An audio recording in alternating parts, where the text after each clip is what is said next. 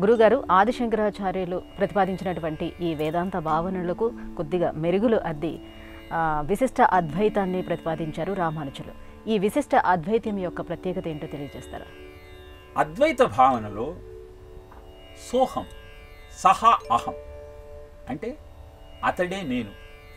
ఏ శక్తి అయితే ఈ ప్రపంచాన్నంతా నడిపిస్తోందో దానికి నాకు భేదం లేదు. ఆయనే నేను, అహం బ్రహ్మాస్మి అన్న భావన అద్వైత భావన. దాన్ని సోహం అంటారు. ఇప్పుడు విశిష్టాద్వైతంలో దాసోహం, నేను ఆయన దాసుణ్ణి.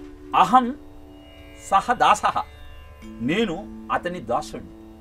ఆయన వైకుంఠంలో ఉన్నాడు, నేను ప్రతినిత్యము ఆయనకు నమస్కరిస్తున్నాను అన్న భావనతో ఒక భక్తుడు భగవంతుణ్ణి ఆరాధించే విధానం ద్వారా ఆయనను చేరుకునేటువంటి మార్గం విశిష్టాద్వైతంగా చెప్పబడింది. అద్భుతమైన మానవతావాది రామానుజుడు.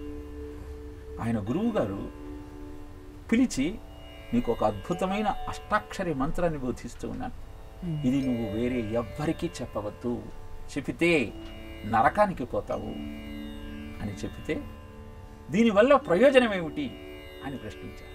ఈ మంత్రాన్ని అనుష్ఠానం చేస్తున్న ప్రతివాడు ఆనందంగా అద్భుతమైన జీవితాన్ని గడపగలుగుతాడు, ప్రతి సమస్యను పరిష్కరించుకోగలుగుతాడు, ఆ శక్తియుక్తులన్నీ వాడికి సిద్ధిస్తాయి అని చెప్పారు. వెంటనే రామానుజాచార్యుల వారు గుడి గోపురాన్ని ఎక్కి, మీకు అద్భుతమైన మంత్రరాజాన్ని తెలియజేస్తాను, రండి రండి అని పిలిచి అందరికీ ఆ మంత్రాన్ని అందజేశారు. గురువు గారు వచ్చి, ఎంత తప్పు పని చేశావు, గురు ద్రోహం చేశావు కదా, నరకానికి వెళతావు అనగానే రామానుజులు అన్నారు, నేను ఒక్కడిని నరకానికి వెళ్తాను, కానీ ఈ మంత్రం విన్న వాళ్ళంతా స్వర్గానికి వెళ్ళి శ్రీమన్నారాయణుడి సమక్షంలో ఉంటారు. అందరి కోసం నేను ఒక్కడిని నరక బాధ అనుభవించటం అవసరమే కదా అంటూ, వ్యోమాం పశ్యతి సర్వత్రా సర్వంచమై పశ్యతి, ఎవరైతే అందరిలో నన్ను చూస్తారో, నాలో అందరిని చూస్తారో వారికి నేను ఎప్పుడూ కనపడతాను అన్న అద్వైత భావనను విశిష్టాద్వైతం ద్వారా ఆవిష్కరించిన మహానుభావుడు రామానుజాచార్యులు.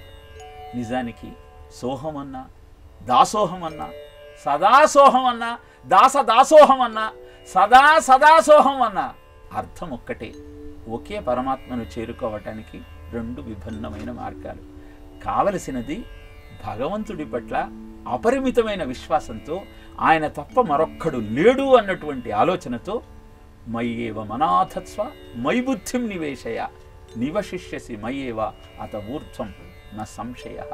మనస్సును బుద్ధిని రెండింటినీ ఆయనకు అర్పించి ఆయనను అర్చించటంలోనే అద్భుతమైన ఆనందం ఉందని తెలుసుకోగలిగిన రోజు అది నీ జీవన గమనానికి అద్భుతమైన సోపానాలను నిర్మించగలవు.